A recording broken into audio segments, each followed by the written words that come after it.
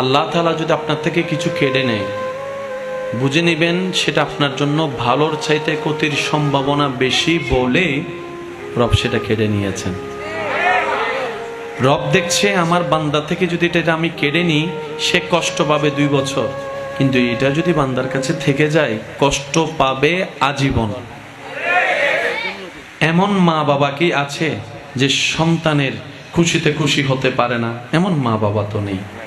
তা আমরা মা বাবা যারা আছে, সন্তানের মা বাবা, এই সন্তানের মা বাবারা সব সময় চেষ্টা করে সন্তানের ইচ্ছাগুলো পূরণ করার জন্য। কথা বলেন ঠিক কিনা?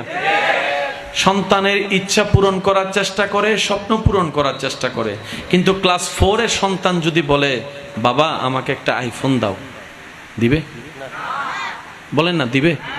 সামর্থ্য থাকার পরও দিবে? কেন? মা বাবার জ্ঞান বলছে এটা তার লাভের চাইতে রব্বুল আলামিন তার চাইতে বেশি ভালোবাসে। মা বাবা আমাকে যতটুকু আপনাকে যতটুকু ভালোবাসে, এই জিনিসটা আপনার আমার একটু বোঝা দরকার। রব সেটাই দেয়, সেটা বান্দার জন্য, যেটা বান্দার জন্য কল্যাণ। বান্দা চেয়ে নেওয়া আর রব খুশি হয়ে দেওয়ার মধ্যে আসমান জমিনের পার্থক্য আছে না নাই?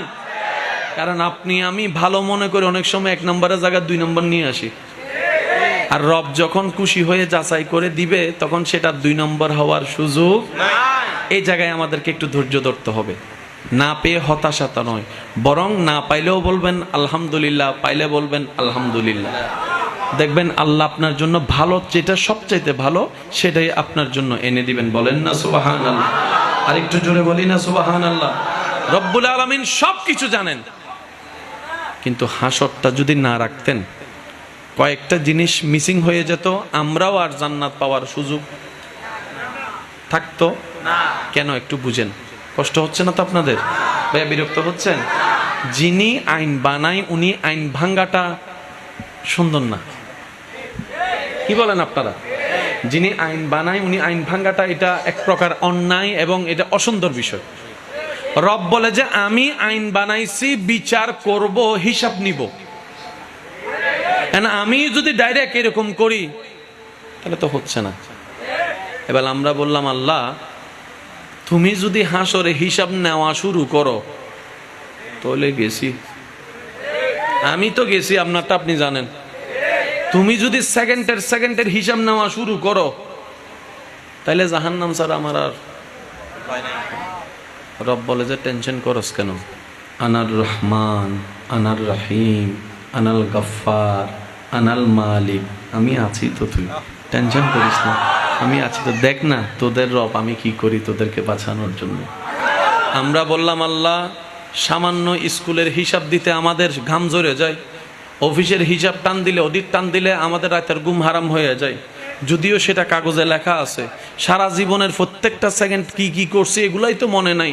ডান কাঁধের বাম কাঁধের ফেরেশতা ফাইলটা দিলে হয়তো মনে পড়তে পারে। আল্লাহ তুমি যদি সেকেন্ডের হিসাব নাও মিসকাল জাররা বলে, আমি তো পাবো না, আমি নিশ্চিত ডাইরেক্ট জাহান্নাম, আমার কোনো উপায় নাই।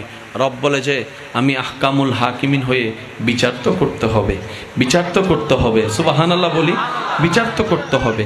আর বিচারকের দ্বারা হচ্ছে যিনি বিচারক হন, বিচারের আসনে বসার পর ওনার আপনও চিনার দরকার নাই, পরও ভাবার দরকার নাই, যা আইনে আছে সেটাই উনি করবে। এটাই হচ্ছে বিচারকের ধারা। কথা বলেন ঠিক কিনা? রব্বুল আলামিন বলে আমি তোদের হিসাবে বিচার করব যেভাবে বিচার করা দরকার একজন বিচারকের। বান্দা বলে আল্লাহ তাহলে তো আমার আর উপায় নাই, জাহান্নামের আগুনে আমাকে ধাও দাও করে জ্বালিয়ে ফেলবে।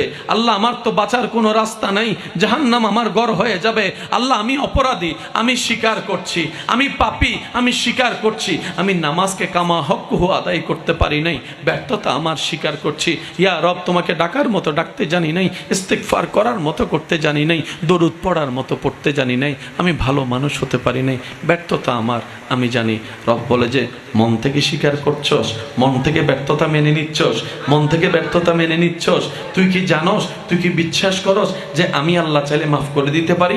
আমরা বলবো আল্লাহ ঈমানে আকীদায় একদম পাক্কা, আমরা জানি আমাদের গুনার চাইতে তোমার রহমত বেশি, তোমার রহমত বেশি, তোমার রহমত বেশি। তুমি চাইলে কুন ফায়াকুন, তুমি চাইলে জাহান্নামীকে জান্নাতি, জান্নাতীকে জাহান্নামী বানাতে পারো, এই ঈমান আমাদের আছে।